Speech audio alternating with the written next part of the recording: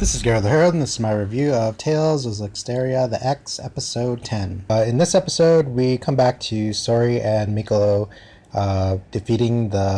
purifying the Drake from the last episode. We find out that they need to purify the water, and even though they've done some work, it'll probably take a year for the water for the town to completely purify. We find out that the purified Drake was the Seraphim of the city, and his name is Rohan.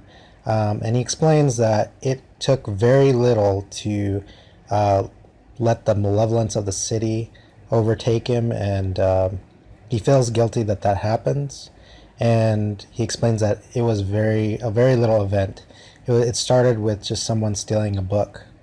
So it's interesting that, very little evil that humans do creates so much malevolence, and it just kind of gets out of control.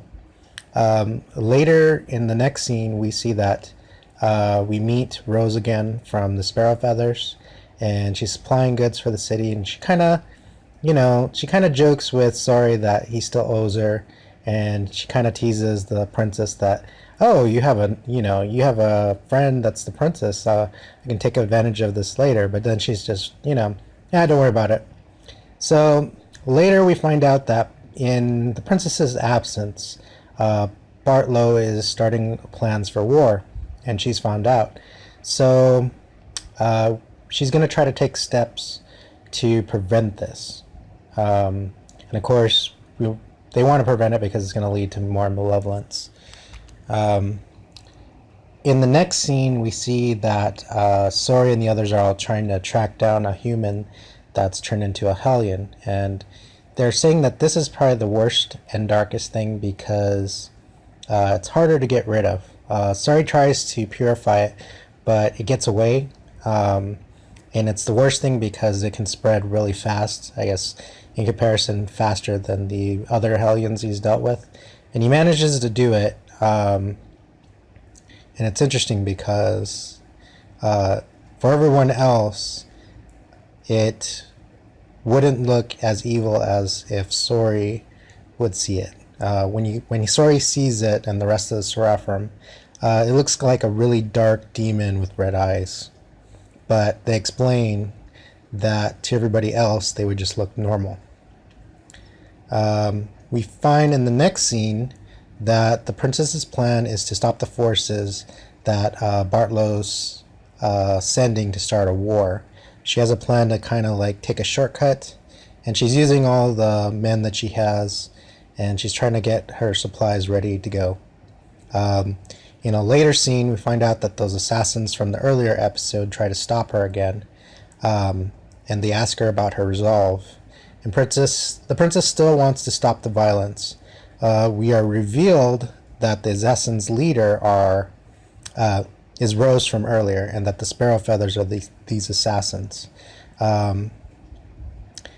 We find out that they accept her resolve, and the princess demands that they still supply her.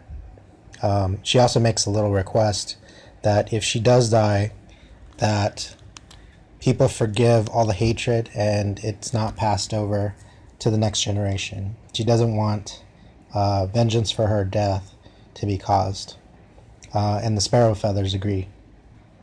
So it was kind of interesting in this episode that, the explanation of malevolence in more detail.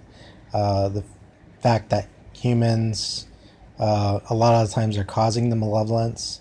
And that it's very hard to purify an area after it's been corrupted like the way it is.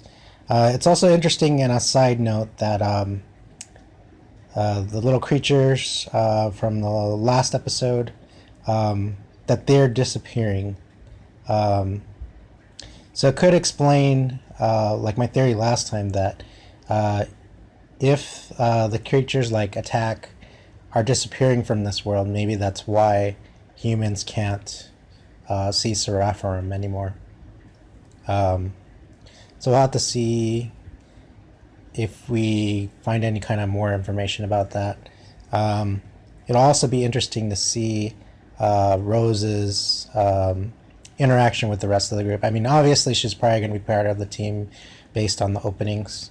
So we'll have to see what her role will be. As well, we'll have to see how that plan works for stopping the forces of Bartlow, and how it affects Sorey. Because it seems like when he purifies particularly humans, it affects him more, and he's more vulnerable to being corrupted by that power. So we'll have to see what happens in the next episode. I'm very forward to seeing what happens next and how they conclude this. So like always, comment below, subscribe, and follow me on Twitter, and I will see you next time.